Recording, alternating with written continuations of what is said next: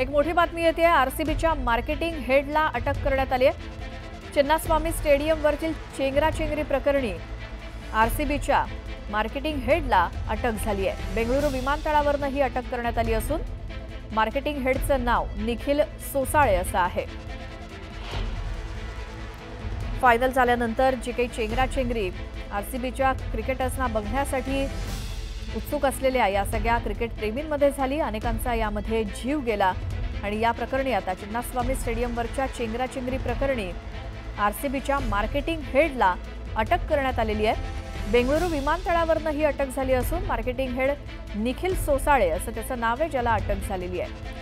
मात्र मुख्यमंत्र्यांकडून जो काही कार्यक्रम आरसीबीच्या सत्कार सोहळ्याचा करण्यात आलेला होता त्यानंतर म्हणजे ही चेंगराचेंगरी झाल्यानंतर देखील हा कार्यक्रम सुरूच होता।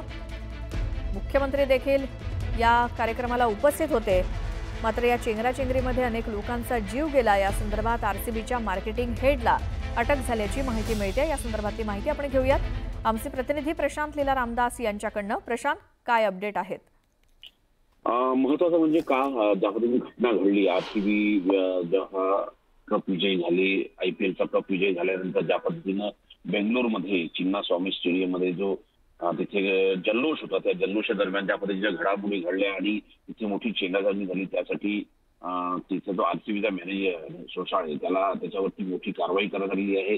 कालच जर बघितलं तर कर्नाटक सरकारने तिथले पोलीस कमिशनर, तिथले ठाणेदार, पोलीस उपनिरीक्षक, त्याशिवाय तिथले ट्रॅफिक पोलीस कमिशनर या सगळ्यांना सस्पेंड केलं आहे। आणि आज एक मोठी आरसीबीच्या मॅनेजरला ज्या पद्धतीनं माहिती मिळते साधारणतः की त्यांना आता अटक करण्यात आलेली आहे। एक प्रकारे हा संपूर्ण जो मार्केटिंग मॅनेजर आहे या सगळ्यांमध्ये ज्या पद्धतीने त्यांनी त्याची प्रमुख भूमिका होती या संपूर्ण याच्यामध्ये, अशा प्रकारची माहिती देखील पुढे आली आहे। त्यामुळे हे अत्यंत महत्वाचं आहे की आता त्याला आरसीबीच्या मॅनेजरला अटक करण्यात आली आणि त्यानंतर आता पुढील कारवाई खास करून पोलिसांच्या वतीनं काय केली जाते हे देखील पाहणं अतिशय महत्त्वाचं असेल। धन्यवाद प्रशांत या माहितीसाठी।